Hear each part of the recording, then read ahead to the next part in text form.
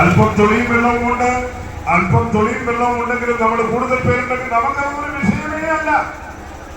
അല്പം തുളിയും വെള്ളമുണ്ട്, 2 ദിവസം പെയ്ത മഴ, അല്പം തുളിയും വെള്ളമുണ്ട്, അതൊന്നും കാര്യമല്ല.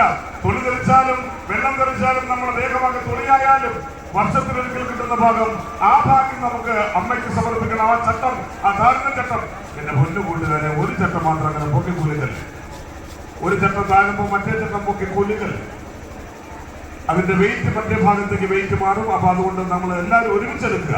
ഈ കുതിര എടുത്ത് ഭംഗിയായി അത് കാഴ്ചവെക്കുന്നതിന് സമർപ്പിക്കുന്നതിനാണ് നമ്മൾ അങ്ങനെ കുറച്ചു പേരും കൂടി ആ ചട്ടത്തിലേക്ക് ഒന്ന് വന്നാൽ ഭാഗ്യം.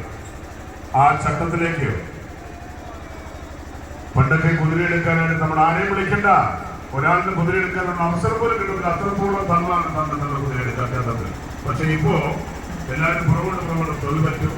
മുണ്ടും മടക്കിക്കൊണ്ട് ഇറങ്ങുകൊണ്ട് നമുക്ക് ആ കുതിര ചിരക്കര തമ്പുരാന്റേക്ക് കാഴ്ചവെക്കാം, അമ്മയുടെ തിരുമുമ്പിൽ നമുക്ക് സമർപ്പിക്കാം. അതാ അമ്മ ഭഗവതി വന്ദനഗ്രഹിച്ച് കരുത്തന്മാർ അതാ നെടുക്കുതിര തോളിലേറ്റി ആവേശപൂർവ്വം കുലുക്കാൻ പറ്റുമോ? ഒന്ന് കുലുക്കാൻ കഴിയുമോ? ഞങ്ങളത് നല്ല ഭംഗിയായിട്ട് അത് കെട്ടി ഒരുക്കിയിട്ടുണ്ട്. നെടുക്കുതിര വളരെ ഗംഭീരമായി തന്നെ കെട്ടി ഒരുക്കിയിട്ടുണ്ട്.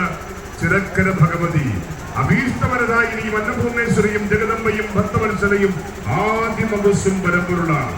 ആവിർഭവിച്ചു മറഞ്ഞു പോകുന്ന സകല ജനത്തിനും ആധാരമൂർത്തിയായി ഇച്ഛാ ജ്ഞാന ക്രിയാ ശക്തി സ്വരൂപിണിയായിരിക്കുന്ന ഈ അമ്മയെ, അമ്മ ഭഗവതി തിരുമുമ്പിലെത്തുന്ന എല്ലാ ഭക്തജനങ്ങൾക്കും ഒരുപോലെ അനുഗ്രഹം ഉണ്ടിച്ചൊരിയുന്ന നാടിന്റെ മഹാക്ഷേത്രത്തിൽ പരിരക്ഷിക്കുന്ന ചിരക്കര ഭഗവതിക്ക് പുറത്തൂർക്കോണം കര സമർപ്പിക്കുന്ന തിരുമുൽ കാഴ്ച ദേവിയുടെ തിരുനാമോത്സവത്തിന്റെ പുണ്യം നുകർന്നുകൊണ്ട് അതാ അനേകം കരുത്തന്മാരുടെ കരങ്ങളിൽ ചാഞ്ഞും ചരിഞ്ഞും ചാഞ്ചാടിയും നെടുംകുതിര കുളത്തൂക്കോണം ഏലയുടെ ഓളപ്പരപ്പുകളെ ഓരോ പുൽനാമ്പിനെയും ആവേശഭരിതമാക്കിയതാ നെടുംകുതിരയുടെ കുളത്തൂക്കോണം ഏലയിൽ